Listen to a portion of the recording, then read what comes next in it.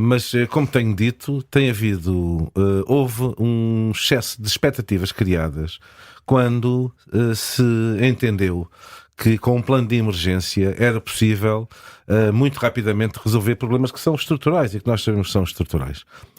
O nosso Serviço Nacional de Saúde tem carências de décadas, de subfinanciamento de décadas.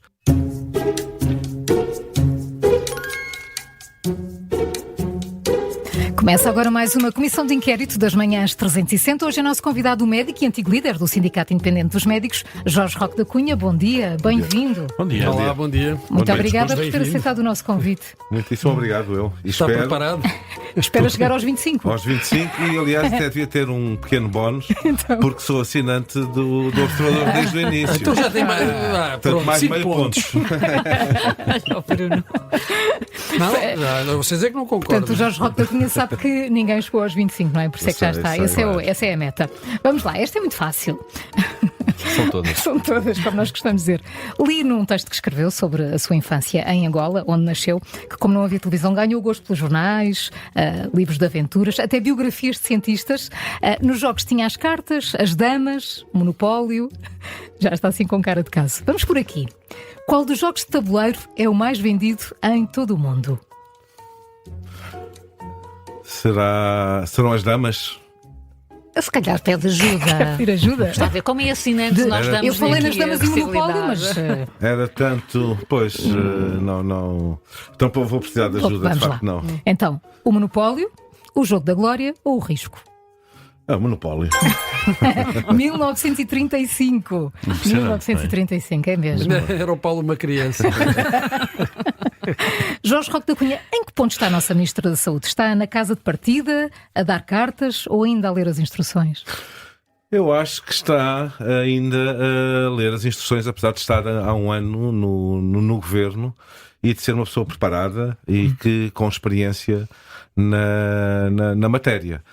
Mas, como tenho dito, houve um excesso de expectativas criadas quando se entendeu que com um plano de emergência era possível muito rapidamente resolver problemas que são estruturais e que nós sabemos que são estruturais. O nosso Serviço Nacional de Saúde tem carências de décadas, de subfinanciamento de décadas, de organização também de décadas e depois tem outro problema gravíssimo, que esse eu não me canso de repetir, que é uma grande instabilidade nas políticas. Eu tenho defendido sempre que os principais partidos do arco da governação têm de encontrar formas de não fazer com que a saúde seja arma de arremesso. Quando estão na oposição, é tudo facilidades, é tudo propostas. Quando voltam ao poder, é tudo dificuldades.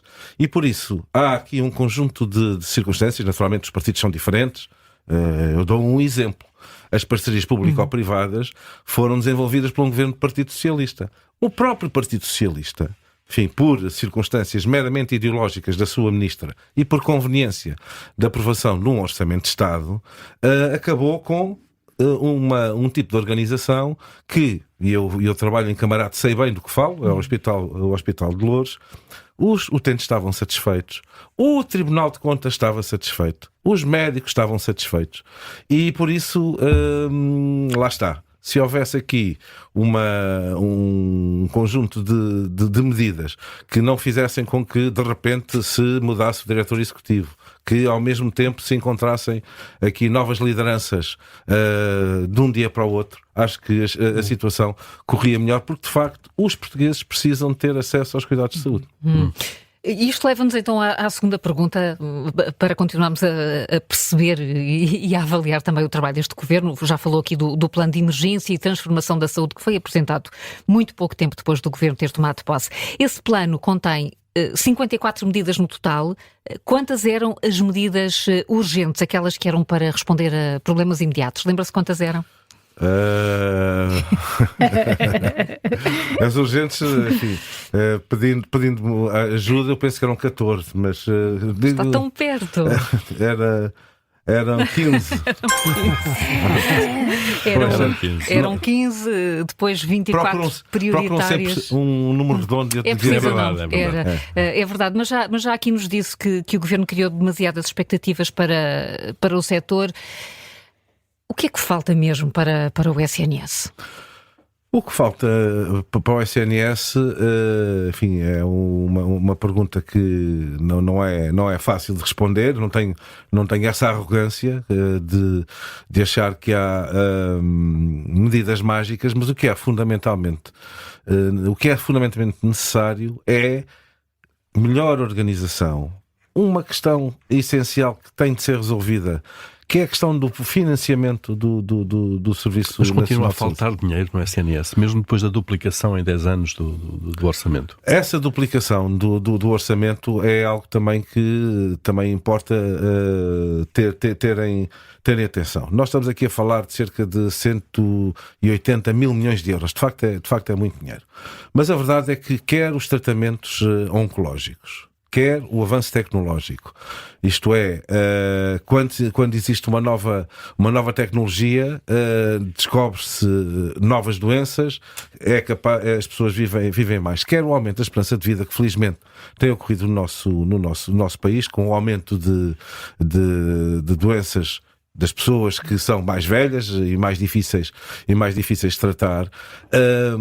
A questão é justamente essa. Talvez com uma melhor organização seja possível concluir que não há subinvestimento. Mas todos os dados apontam para que isso aconteça desde a sua formação. Aliás, o Ministério da Saúde é criado em 1983, saindo do Ministério dos Assuntos Sociais. Portanto, é um Ministério que tem ainda um tempo de vida muito limitado e quando foi feita essa transição, muitas das matérias que são de responsabilidade da Segurança Social são também do Ministério da Saúde. Portanto, respondendo, era necessário encontrar formas de perceber que o financiamento é investimento, que criar condições para que a pressão que existe junto do Serviço Nacional de Saúde pudesse ser mitigada e sem qualquer preconceito ideológico. O setor social,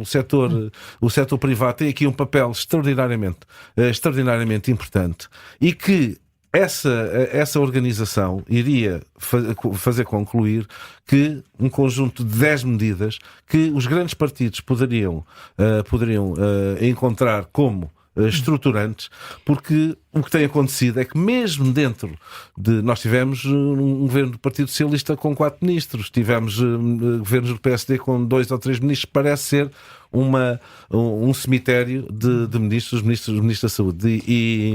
Gosta do modelo da Direção-Geral do SNS? Está a funcionar? A Direção-Geral da Saúde. Sim, desculpa. Não é a Direção Executiva. A Direção Executiva do Serviço Nacional de Saúde. Na altura eu alertei com dados muito objetivos que criar uma estrutura que na administração pública que vai interferir com poderes da Secretaria-Geral, poderes da Administração Central dos Sistemas de Saúde, a extinção das ARS, com a própria SPMS, que é quem estrutura o sistema informático. Naturalmente que é um mecanismo de entropia. Agora, depois de estar estabelecida, a verdade é que demorou cerca de 1 ano a que lhe fossem encontrados os estatutos. A verdade é que também, depois da decisão da Direção Executiva, foi de repente, no princípio de janeiro do ano passado, criar um conjunto de unidades locais de saúde, 31 novas unidades locais de saúde, que se vieram juntar às 8 que existiam, sem qualquer tipo de planeamento.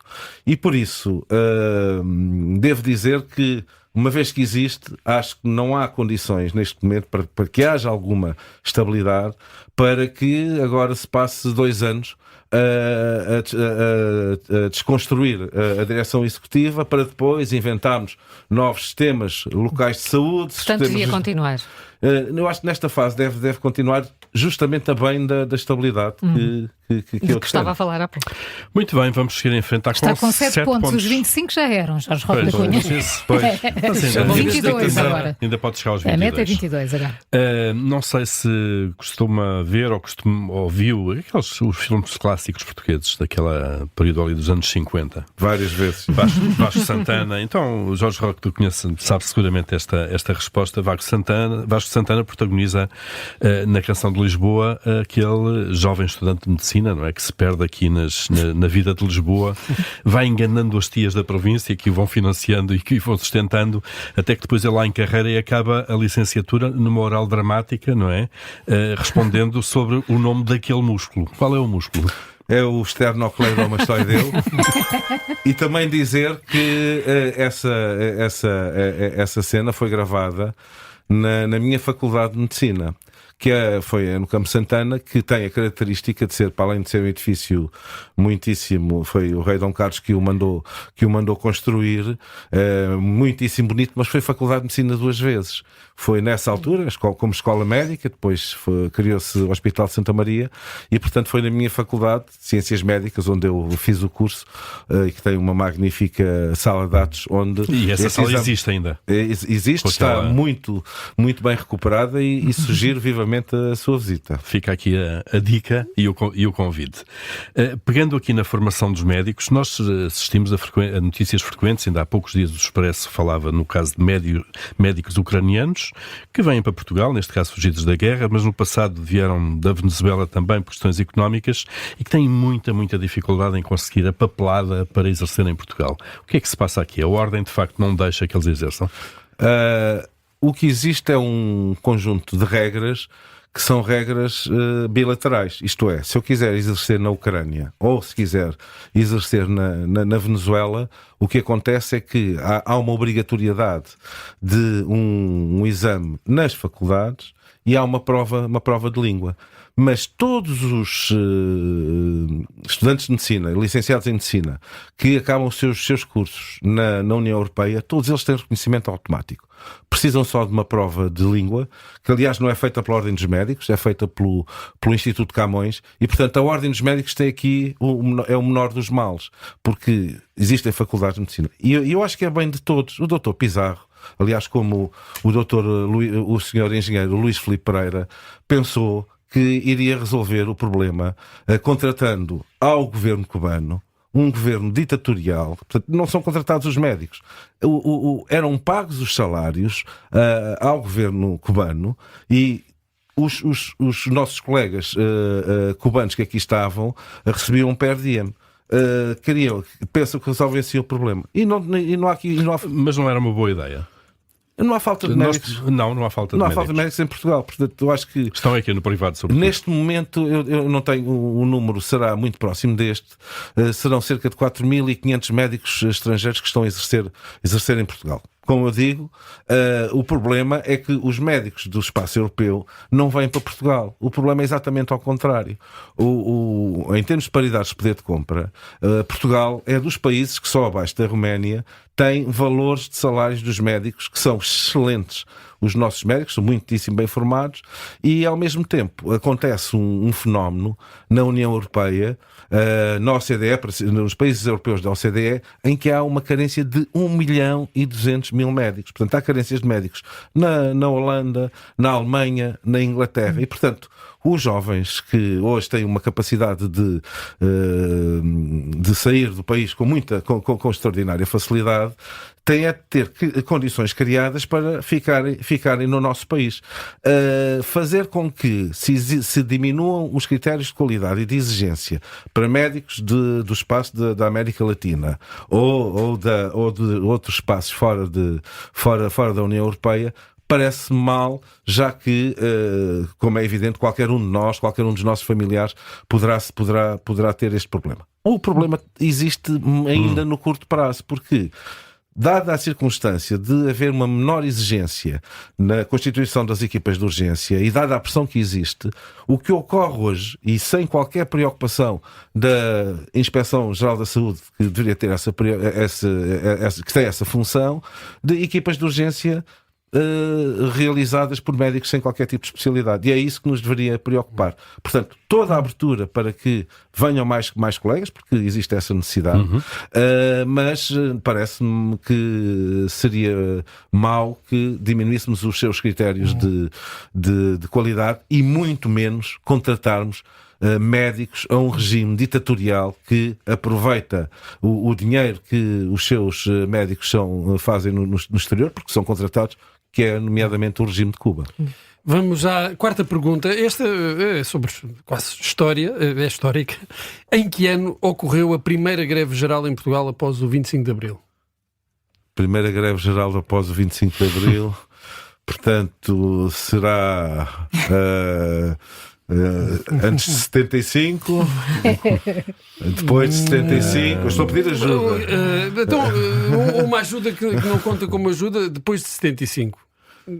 Portanto, seria para em 77. Posso lhe dar 3 hipóteses. É melhor. Então, 1977, Esta já sabe 1984 ou 1982? 1982. Bem, a 12 de fevereiro de É um avivar só da 1982. memória.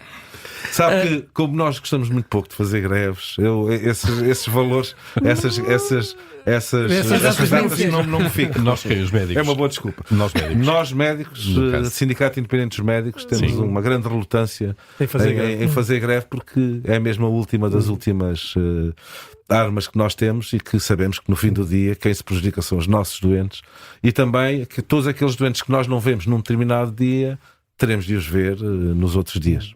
Jorge Roque da Cunha esteve vários anos à frente do Sindicato Independente dos Médicos. Os sindicatos têm perdido força nas últimas décadas, não só na área, neste setor da saúde, mas de forma geral, e não só em Portugal.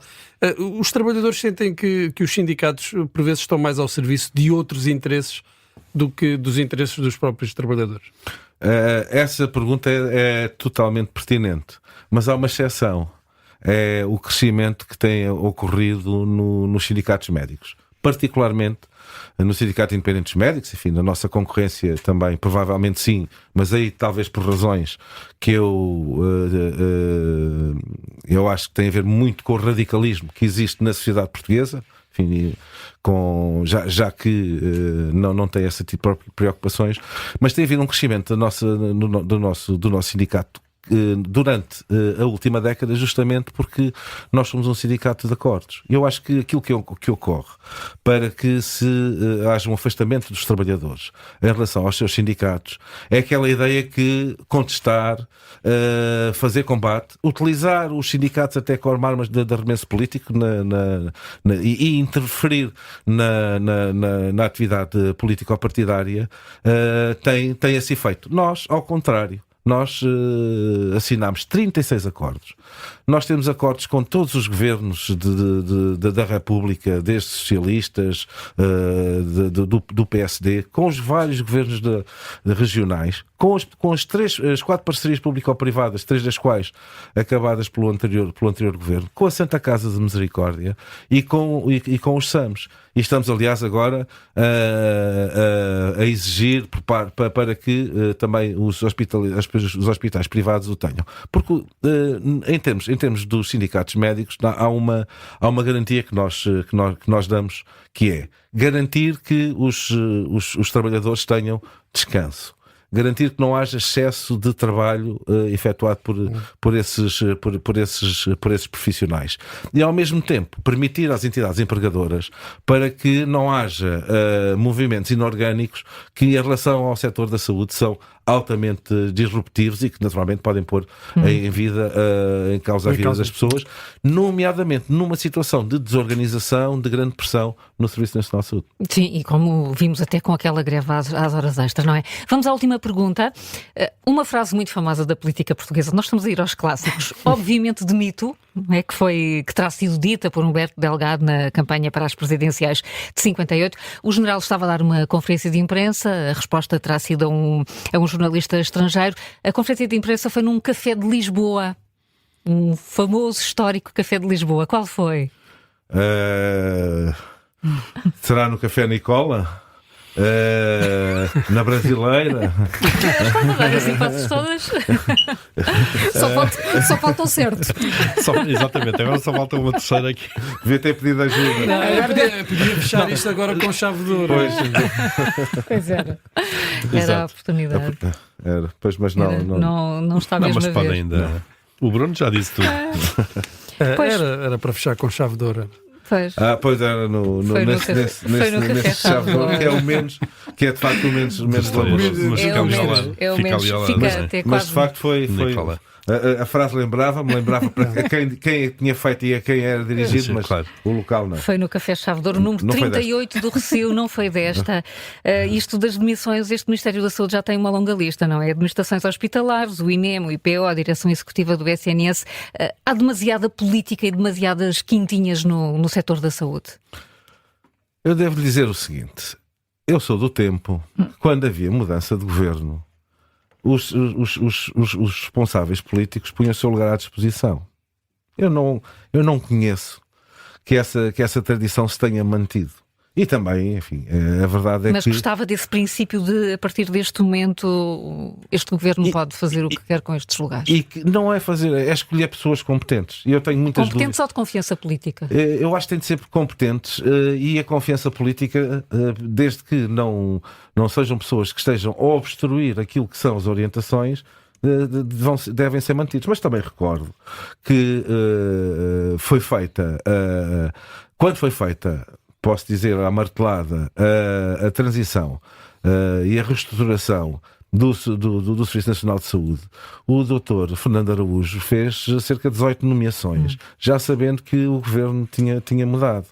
Eu tenho para mim que nestas matérias a confiança tem de estar associada à sua qualidade. E, portanto, da mesma maneira como não se achou estranho, na altura, as nomeações feitas pelo governo socialista, só se deve achar estranha, e eu acho que também aí deve haver um registro de interesses muito objetivo por parte de quem tem essas funções, particularmente dos presidentes das unidades locais de saúde, porque isso é da vida.